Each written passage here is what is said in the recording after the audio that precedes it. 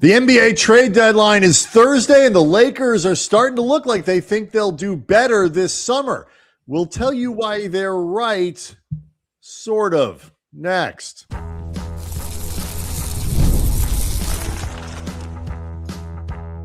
You are Locked On Lakers, your daily Los Angeles Lakers podcast, part of the Locked On Podcast Network, your team every day.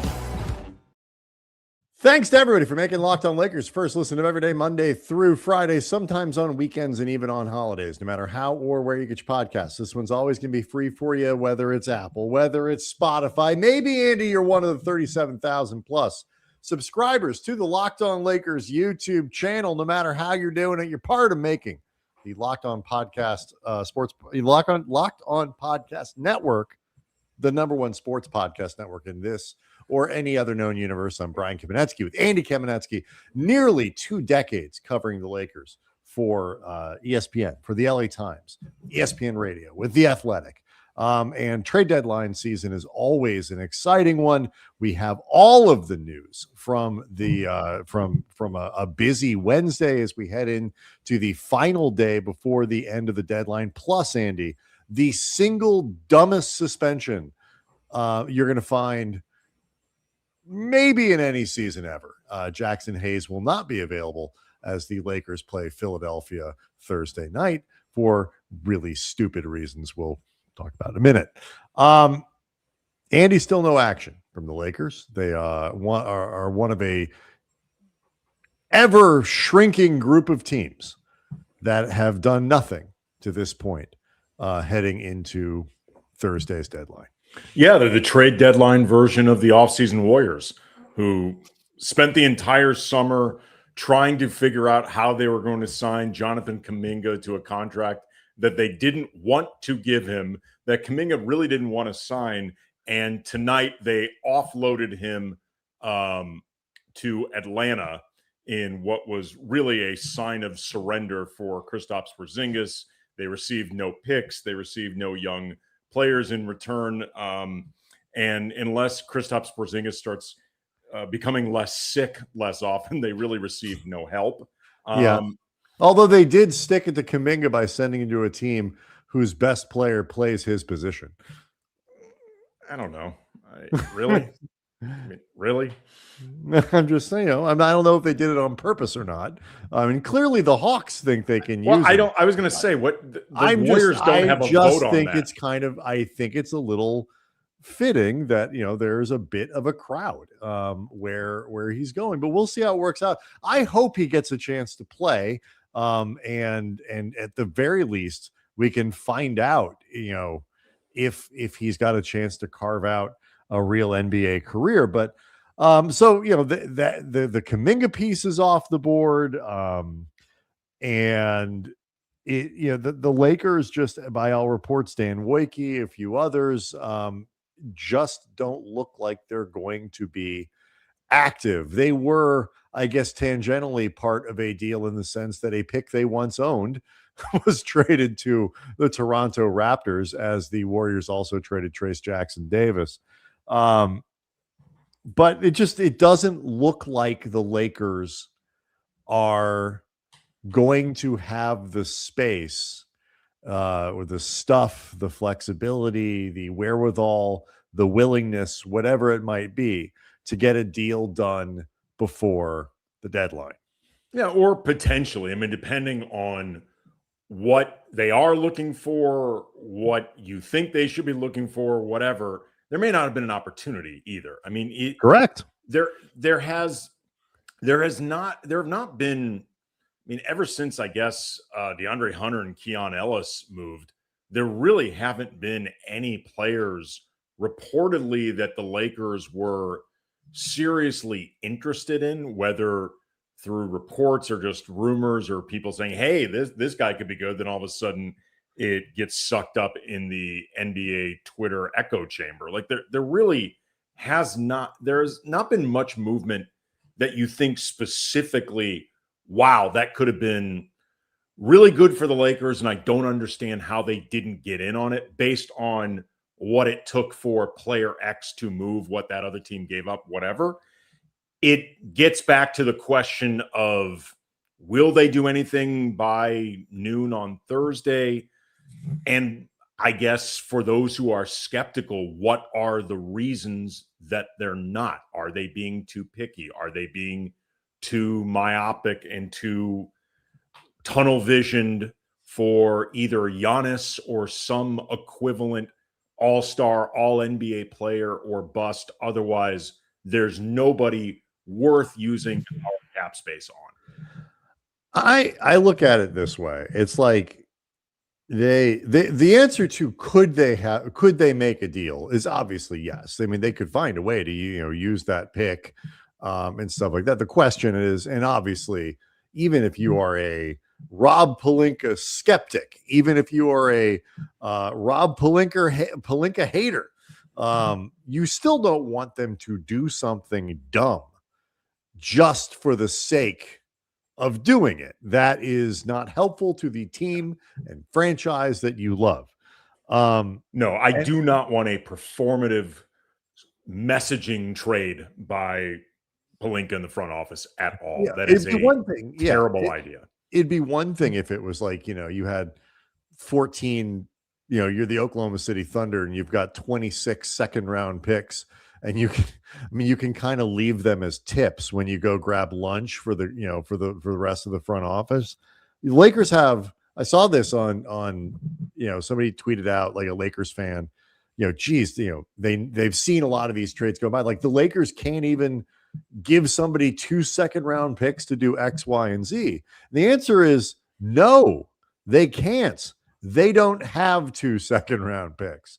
And, so I think the frustration around this trade deadline, which again, we'll see what happens between, as we record on Wednesday evening and, Thursday at noon, we'll see what happens. But the frustration with this trade deadline in a lot of ways is kind of the frustration of a bunch of other trade deadlines put together, because you're upset that the Lakers used, second round picks to like get rid of Marc Gasol or, the JHS stuff, and like Kendrick Nunn. Get Kendrick Nunn. Like they got Rui through Kendrick Nunn and 3 second round picks, but they were only in the position to do that because they were trying to offload a mistake. Right. And so they've had to use second round picks to undo mistakes. They've had to,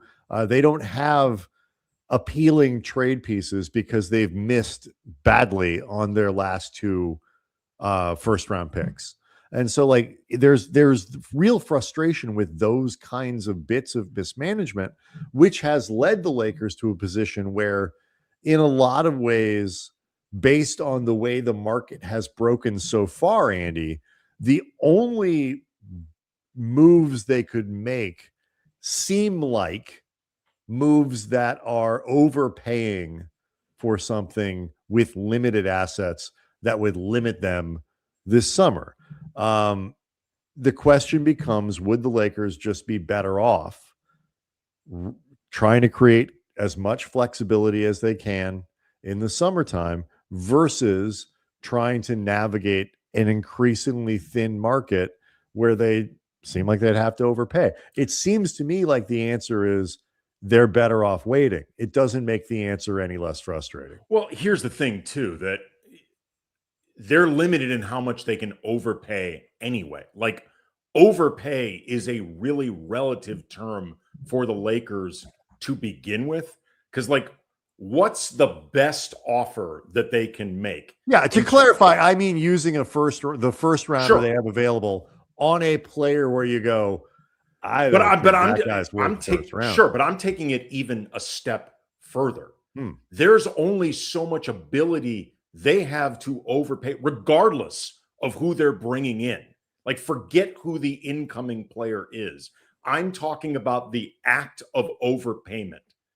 They can overpay using Rui, whatever expiring flotsam and jetsam that you want, 1 first, whatever degree of hope you have for Dalton resuscitating his career in a new environment, and I guess the 30 minutes of Adu Thero if you really like them. I mean, I'm saying That's that, because Austin Reeves is off the table. They're not trading Austin, and Right. Austin is tricky to trade in his own right because he's a walk-away free agent. But like, that's the best they can do. Like, that's their overpaying mechanism before you even get into the question of who are they going to overpay. And then you start thinking about, for this team to really have an impactful trade deadline, like really impactful for this season specifically, it is damn near impossible to do that with the limited assets I just described, and the fact that this team is clearly more than one player away, unless that player is like Jokic. Like, they are more than one player away from winning a championship this year. The Lakers have made, it seems, the calculation that they will be better off this summer. The way the trade market has broken so far, there is some evidence to back that position. There is, unfortunately, evidence that undercuts it as well. We'll tell you about both next. Locked on Lakers is brought to you by Indeed. Indeed isn't just about finding someone willing to take the job. It's definitely not about firing. Definitely not firing. It's not about just finding someone willing to take the job. It's about finding the right person with the right background who can actually help your business move forward. And if you want candidates who match what you're looking for, Indeed sponsored job, that's your move. Because instead of hoping the right person just stumbles across your post, like Laker fans think Rob Pelinka is just waiting for that right player to just stumble across his his purview, and then he gets him. Lakers fans are looking for listings for the Lakers front office, actually, hoping that. Well, if Mark Walter, Lakers, for example, is posting right put now, an ad on Indeed. Indeed helps you match with the quality candidates by boosting your job listing to the people who fit your specific criteria, like skills, certification, location, willing to work with more than one other front office person. If I were hiring, I wouldn't want just someone who can help. I'd want someone with real job experience who can just jump right in. With sponsored jobs, your post gets seen by candidates who are actually a fit. And here's a stat that says it all. In the minute that I've been talking to you, companies like yours have made 27 hires on Indeed, according to Indeed data worldwide. And if you're hiring, you can spend less time searching and more time interviewing candidates who check all the boxes with Indeed sponsored jobs. Listeners of this show will get a $75 sponsored job credit, Mark Walter, to help get your job the premium status it deserves at Indeed.com/podcast. Everybody likes the bargain. I don't care how rich you are. That's Indeed.com/podcast. Terms and conditions apply. Hiring. Do it the right way with Indeed. And those job-related business expenses that Mark Walter is incurring, particularly relevant now because tax season, Andy, it doesn't have to take over your life.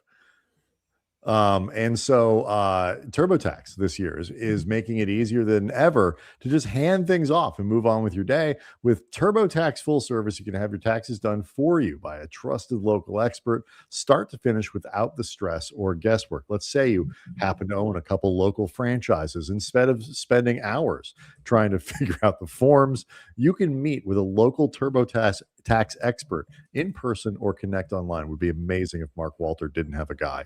They handle everything from W-2s to self-employed forms and let it's Linda Rampus. Linda, and work to get your every deduction. For a limited time, you can have your taxes done by a local TurboTax expert for just $150 all in. Again, even if you own two local franchises. And if a TurboTax expert didn't file for you last year, all you have to do is file by February 28th. Take taxes off your plate, Mark Walter, and get back to your life. Visit turbotax.com/local to book your appointment today. The trade deadline, Andy, is it's here. And this is your last shot at getting the Everydayer Club with the promotion we're running now. If you need a group chat, right up until noon on Thursday, the Everydayer Club gets you access to the Discord for Locked On Lakers, plus national chats. We can hang out from fans across the league. I was in there on Wednesday afternoon, leaving questions and comments, poking around, answering what I could. Andy's in there too. You also get ad-free versions of the show, which we know a lot of you want because we get your emails. If you sign up by the trade deadline on February 5th, you can use the code DEADLINE to get your first month free. That's Thursday. So tap the link in the show notes to learn more, or go to lockedonlakers.supercast.com. So, Andy, here's the good news. The Lakers, if they wait for the summer, you are always in competition with other teams that have significant cap space. Over the last day or two, this according to our friend Yossi Goslin on Twitter, big cap expert, that is, I think he works for Hoops Hype primarily, but lots of great insight following him. In the last 48 hours, the Clippers, Jazz, and Wizards, remember Anthony Davis going to the Wizards on Wednesday afternoon, made big trades that eliminated their cap space. The Lakers are the only competitive team remaining that can offer max cap space in the 2026 offseason. The max part of it is not super relevant for like there being one guy that you really want to make that offer to, but having the most cap space to offer among teams that aren't Brooklyn makes a difference. Lakers are an appealing destination. They have Luka Doncic. To have the most cap space potentially to offer is significant. The flip side to that, Andy, is it is a god-awful year for unrestricted free agents. There are not a lot of good players out there that you would really want to be spending a lot of money on. Well, the good news is one of the best ones is Austin Reeves, and the Lakers have an inside track on him. So I guess if you want to try to think of this as glass half full, that's a good start. It is worth remembering too that the cap space that they have can also be used to absorb players in a trade. You get to the tricky piece of what do you use to entice this other team when, say, by the NBA draft, this period where the Lakers have 3 first-round picks, you can do some work with 3 first-round picks, but depending on the type of player that you're talking about trying to acquire, 2, maybe 3 might need to go to that one, to the team of the player that you're acquiring, assuming they plan to keep Austin Reeves, which all indications are that they will. As far as players that they would actually have to use in a trade that any team might even sort of be interested in, you can only sign and trade Rui once. Right. And then at that point, you're done. I don't picture the Lakers getting much traction on a Gabe Vincent sign and trade. But I'm just saying, like, well, no, and just to kind of extend that a little farther, to open up the largest amount of space possible, Lakers have to renounce a lot of these players. Sure. And obviously that opens up space, but it also opens up roster spots that you have to replace. The point being, though, in just bringing this up, there are ways to do this, and the cap space can be about more than just free agents. Correct. But even with that in mind, because the Lakers are lacking in terms of tradable assets, tradable players, they are, just like at this deadline right now, limited in how they can go about doing this. Even like with all the space, if they wanted to start making an aggressive bid on a restricted free agent like, say, Peyton Watson, and they put out an offer that really makes Denver have to think about it, or Walker Kessler with Utah, that's great. And maybe they get those guys. But in the meantime, that money is earmarked and they can't use it on somebody else. And there's a waiting period. And regardless of how Denver or Utah in this theoretical feel about matching whatever offer sheet for Watson or Kessler, I can promise you they're going to make the Lakers wait this thing out just so they can't do other stuff. Well, and the waiting, I believe the waiting period is significantly shorter than it used to be. So it's like, but the other thing about it too, it's still a few days where, 48 hours or whatever, where you're more limited. So here's some of the unrestricted free agents on the market. We mentioned Austin Reeves, not expected to move. Probably the best player after that, you could argue, is LeBron. Norman Powell is on that list, but then it's Kristaps Porzingis, John Collins, Anthony Simons, Harrison Barnes, Mitchell Robinson, Robert Williams, Kobe White. Like, not bad players, Tim Hardaway, but not Keon Ellis, who was traded but not extended yet. Not world beaters. And, the best high profile players are the restricted free agents. Guys like, you mentioned Peyton Watson, you mentioned Walker Kessler, players like that who are, theoretically the type of, guy that could be available. There are, Lou Dort could become a free agent if I'm expecting he will, but yeah, that's the Thunder have a team option on Lou Dort, so it's certainly possible he could become one. Same with Hartenstein too. And again, unsourced, whatever. This is just the everydayers who've been everydaying since the last offseason know I have been earmarking those two as potential possibilities for a while. But the dilemma the Lakers are going to face is you have to remember that if let's say Peyton Watson, to get Denver to give up Peyton Watson and not, trade Aaron Gordon or do other things to try to create space to keep him, you're going to have to get pretty close to maxing him out, which means you've basically used up 85% of your cap space, if not all of it, depending on exactly what that number turns out to be. You've used all of it on one player. That may or may not be a good idea, but you've still got a ton of roster spots that you need to fill out. So the best players, if you want a guy, Walker Kessler is going to cost you between, I would think, 25 and 30 at the very least to even get, probably more to get Utah to even consider letting him go after what they've turned down a lot of opportunities to move Walker Kessler before. You've got to figure even paying Jaren Jackson and Lauri Markkanen, and they're going to have to pay Keontae George. They didn't make this deal without who, by the way, you made much taller than he actually Yes, no, is. I had Keyshawn. I had Keyshawn George on my brain, who's about, actually, I said he's 6'8", which he is. Keyshawn George is actually about 6'11" with the hair. But Keontae George is 6'4", which is still very big, but not 6'8". So again, Department of Corrections and Retraction, which has been busy this week.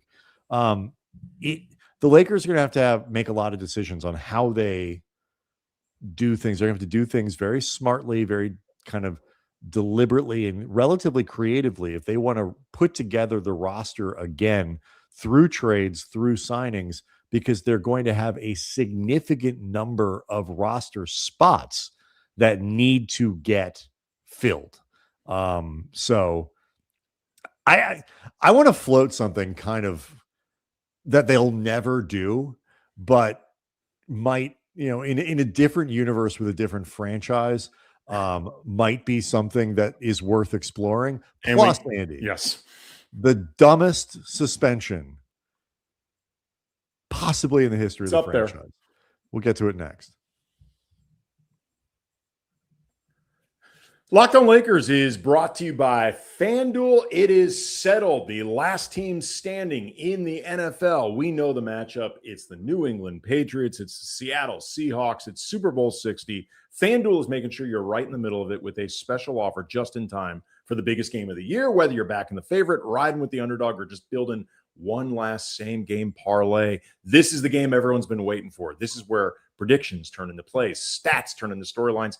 Every snap feels bigger than the last. It's the perfect way to cap off the season and to make the Super Bowl even more exciting from kickoff to the final whistle. And if you're a new customer, bet just $5, $5, and you get $200 in bonus bets if you win. Make it count, because after the Super Bowl, season's over. Last call for football on FanDuel, an official sportsbook partner of Super Bowl 60. Visit FanDuel.com to get started.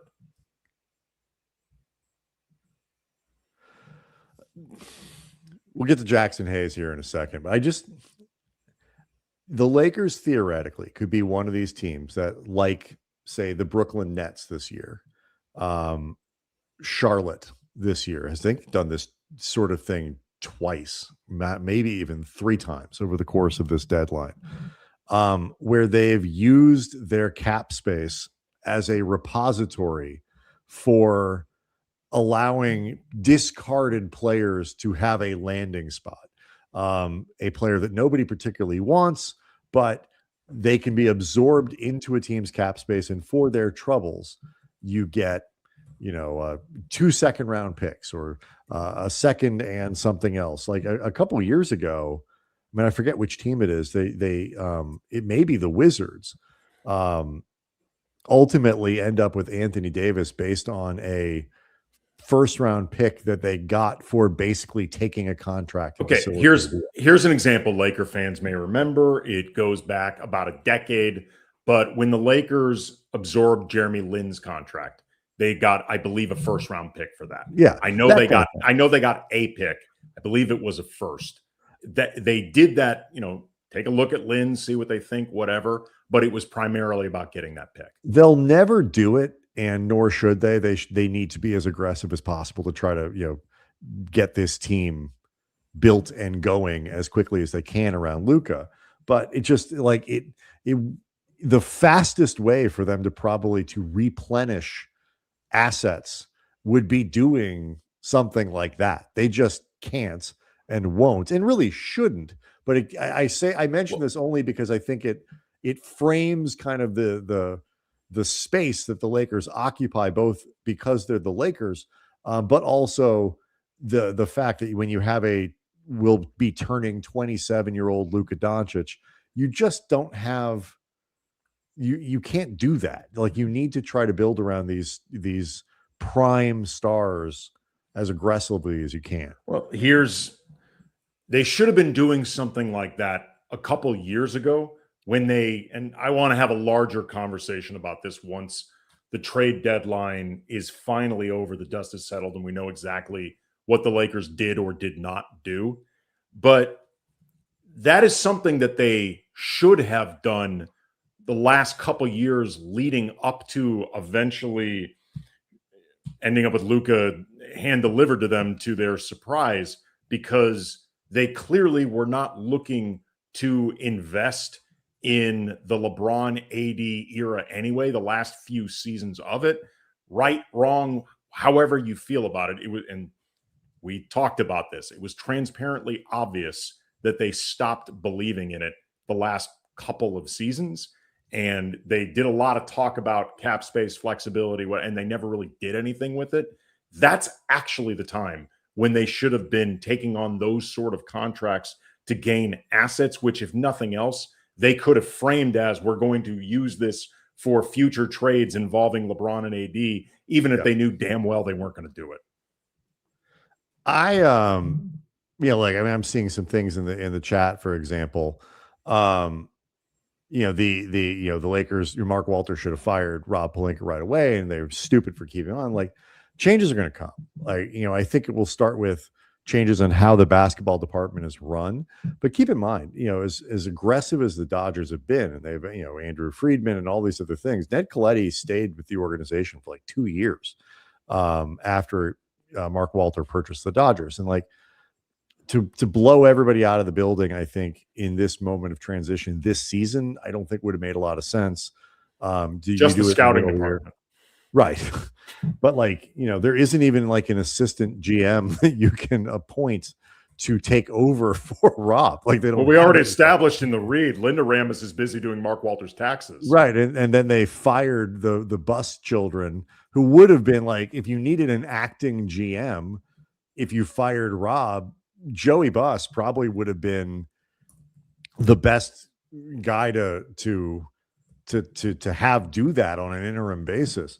And they fired him. So it just the infrastructure wasn't there for big changes this year, but I do think those changes are going to come.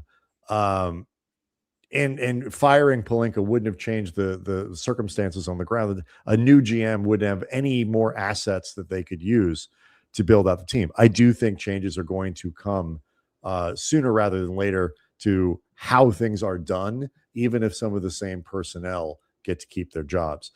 We really do need to note that Jaxson Hayes will not be playing in Thursday night's game against the Philadelphia 76ers, who are a very good team when everybody is able to play. And it's hit and miss on any given night. Obviously, Paul George unavailable because of the PED suspension. But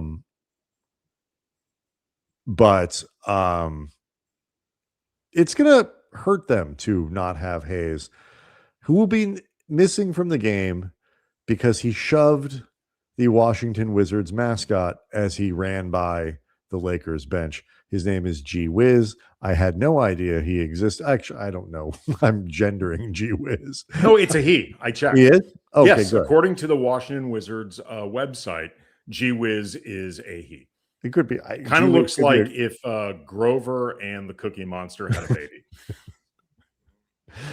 Which, again, I don't know if that's possible.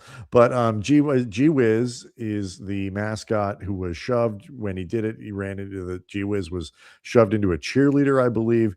Jaxson is actually lucky he only got one game for this. You watch the clip and you can find it. I have no freaking clue what he was thinking when he did that. I mean, I think the short answer was whatever he was thinking, he didn't think it through. I would like to think that Jaxson in his head thought this was a version of what the Lopez brothers used to do, the Lopi, with their running feuds with mascots. This was in particular a big part of the Robin Lopez brand.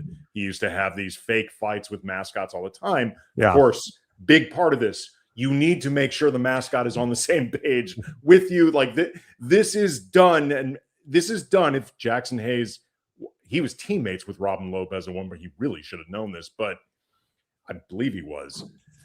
This is like WWE. It's fake. It's staged. The mascot is a part of this. So I am wondering if either he was doing his version of this without thinking it through, or, I mean, again, this is best case. I'd like to think it, or he just thought it was a funny joke in the moment, shoved harder than he expected, whatever. I would really like to think it was not that Jaxson Hayes, this mascot G-Wiz, was running too close to Hayes because he was running G-Wiz around the court with like an oversized Wizards flag, and Jax didn't like it and shoved it. Like, that would be incredibly dumb, unprofessional, deserving of a suspension. I'm sure at some point he will end up explaining himself. It'll be interesting. We had no idea this even happened. Like, no, because like also too, if you watch the clip, it was dark in the arena. Like, it's like the lights were off, guys were like nothing. Like, even if it was sort of a fun thing to be doing, like, nobody could even see. The whole thing was, it was just like, I'm sure it was an impulsive thing. Like, you know, and he's going to be very contrite when he speaks to the media. I don't know what I was thinking. It was so stupid. I really apologize. I let my team down, but what he should do as a public olive branch, Jaxson Hayes should invite G-Wiz to be part of his dunk contest set. Like, G-Wiz throws him a lob. Ooh, that's a good idea. Jaxson jumps over G-Wiz. Like, something like he should involve G-Wiz. And that also would be a good way to get a Wizard of any type involved in the All-Star game. Like some type of representation. Hey, now. Well, I don't think there's any Wizard involved. I'm pretty sure. Unlikely. Maybe. I don't know. Actually, I think maybe in the Rising Stars games they might have. So I think George and Sar, I think, are playing in that. At least Keyshawn. But I think both. But before we go, Andy, I do want to ask, like, your thoughts on Anthony Davis being shipped to Washington. Obviously, it was a year ago, basically, that Anthony Davis was a Laker and moved to Dallas, obviously, in the Luka deal. Didn't even make it really a year there before he goes and he's now a Washington Wizard. I'm honestly hanging out with G-Wiz. Well, now G-Wiz has a bodyguard. That's right. Next time Jaxson Hayes shoves G-Wiz, he's going to have to deal with Anthony Davis. Yeah, exactly. You're going to have to go through AD in order to make this happen. And eventually, once he's, finger quotes, healthy again, Trae Young. Honestly, I think there's a better situation for AD. And I know it's weird to say that about the Wizards, but this is once everyone is together and they are actually serious about trying to win games. I imagine they're going to do a lot of tanking for this season just to get one more good young player. But once they get everybody together and presuming everyone can stay healthy, is it a championship team? No, but they can be competitive. They can be interesting. And for the Wizards, this is the best way of landing AD, because they can potentially put him in a more competitive setting that maybe he works, helps some of the younger players gain more experience, get into the playoffs, get some seasoning that they need, get the fan base more excited, make the games more watchable. But they did not give up anything of value. So there is, the looming Anthony Davis extension, which was in no small part the reason Dallas wanted to trade AD. Beyond, and we'll see, by the way, how much I would be surprised if AD got some sort of full max from Washington. Oh, he's not going to. I'd be stunned. But the pressure would have been higher to do something more than Washington was comfortable, or whoever traded for AD, if they gave up assets or players that matter. Because then you start getting to that whole, well, we don't want to surrender these assets and have the guy walk for nothing. If AD eventually ends up walking because the money that he wants is just not palatable for Washington, it's fine. Yeah. Like, this is actually I do hope though that he gets a chance to be healthy and play. Like Dallas is just Dallas. He was always going to be the guy that they gave up. He needed to get the hell out of there. He was the face of that disaster, and it was not his fault. It was not his fault, and he was always going to be tainted by that. Washington, they'll love him. They'll be happy to have a star, and I hope it works out for them. And at the very least, on paper, that could be a pretty entertaining team next year. We'll, of course, be back with any updates if the Lakers do anything. Really, if they do nothing, we will try to update you throughout the day. And when the deadline is over, Locked On Lakers on YouTube is where you can hang out with over 37,000 subscribers to the channel. We will see everyone across the day on Thursday and certainly after the game.